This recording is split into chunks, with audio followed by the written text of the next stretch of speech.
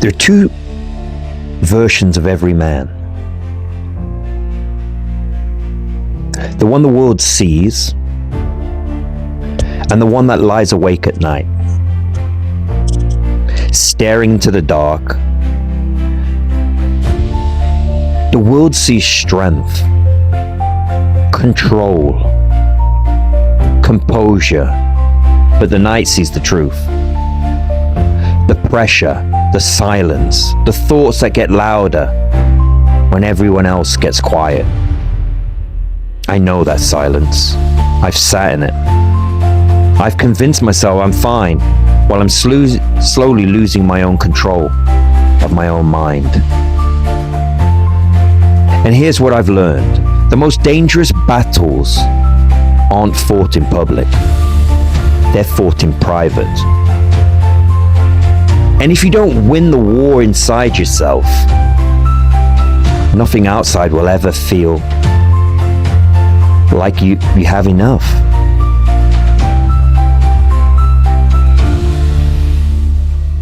Good afternoon. If you've ever laid in bed at night with your eyes open and your mind racing, then you've already understand the battlefield I'm about to talk about. Because the hardest war I ever fought wasn't visible. It wasn't loud. And it didn't come with sirens and headlights. It came quietly. It came as exhaustion that never went away. As irritability I couldn't explain, a silence that felt heavier than noise. PTSD doesn't always look like chaos. Sometimes it looks like functioning. You show up, you go to work, you smile, you handle your responsibilities. But inside, you're unraveling. And when you're a man in the world that teaches you something dangerous, handle it. Push through. Don't talk about it. So you carry it. You carry the pressure. You carry the memories.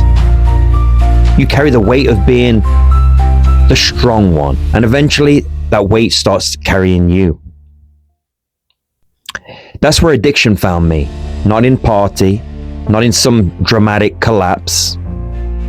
In quiet moments where I just wanted relief, pain relief, relief from the tightness in my chest, relief from the consistent alertness in my brain, relief from feeling like I was slowly failing the people who mattered most. You don't wake up one day and decide you lose yourself. It happens gradually, one compromise at a time, one excuse at a time, one I'll deal with it later at a time. Until one night, sitting alone in my house, holding pills in my hand, I realized something terrifying. I wasn't escaping pain anymore. I was escaping responsibility. Responsibility, to face what was happening to me inside. Responsibility to admit I wasn't okay. Responsibility to become the man my children deserved. And then I heard my footsteps of my son in the hallway, half asleep, looking for his daddy. And in that moment, everything became clear. My children were not listening to my advice. They were absorbing my behavior. They were learning what a man does when he's overwhelmed. Does he numb it? Or does he face it? Does he hide? Or does he stand up? And I understand something that night that I'll never forget. If I did not confront my own mind, I would hand my pain to my sons. And I refused to pass down what I did not have the courage to heal. Not because I felt powerful, not because I felt accountable. The next day wasn't dramatic. There was no transformation. There was no discomfort There was cravings, there was doubt, there was shame. But there was one new decision. I stopped lying to myself. I admitted I needed help.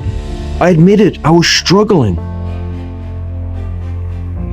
And that admission, the one thing I thought would make me weak, was the first act of real strength I had shown in a very long time. Because that strength is not pretending you're unbreakable. Strength is rebuilding after you break. Healing isn't loud, it's quiet.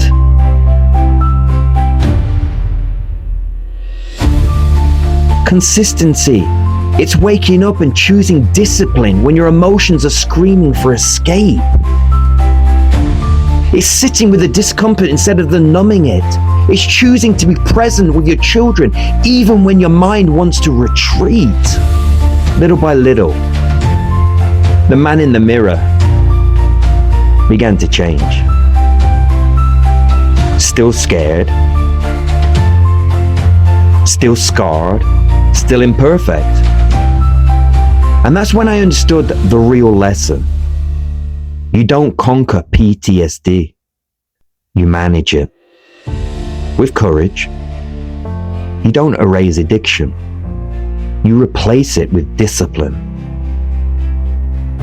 You don't eliminate pain, you transform it into purpose. The war inside never fully will disappear, but you can win the daily battles. You can choose not to surrender. You can decide that your children will inherit your strength instead of your silence. And that's why I'm here. Not because I mastered my life, but because I nearly lost it and decided to fight back. If you're sitting here carrying something heavy, if you're functioning but barely holding it together, if you're convinced you're nobody, let me tell you, you're something clearly. You're not weak, but you're responsible. Responsible for standing up, responsible for telling the truth, responsible for breaking the cycle, because if you don't win the war inside yourself, nothing outside will ever feel secure. So let me leave you with this. At some point tonight, you're going to be alone. The noise will stop, the phone will be down, the distractions will fade, and it'll just be you and your thoughts. And in that moment, you will have no audience, no applause, no image to protect, just the truth. And here's the truth most men avoid. No one is coming to save you. Not your friends, not your job, not your reputation, not your past. If you are broken inside, your responsibility is to stand up. Not because it's fair, not because it's easy, but because your children watching, your family is watching. But more importantly, the younger version of you is watching. The boy once you were, the one who had dreams, the one who believed it would grow up strong. What would you think if you saw yourself quitting now? What would you think if you saw yourself hiding? Legacy is not money. Legacy is emotional courage under pressure. Legacy is a man who faces darkness inside himself, passing it down. I almost handed the silence to my sons. I almost handed them my avoidance. I almost taught them that numbing is strength, but I didn't. Because one night I made a decision: I will not die. As the man I became, my weakest moment, I will rebuild. And so will you, my friends. Not tomorrow, not when it's convenient, now. Today. You do not need a perfect plan. You need a decision. Stand up, tell the truth. Ask for help, break the cycle. Win the war inside, because warriors are not the men who never back down. They are the men who break, look at the damage and build something stronger from it. This is the lone wolf. We rise. Stay strong, my friends, and love each other.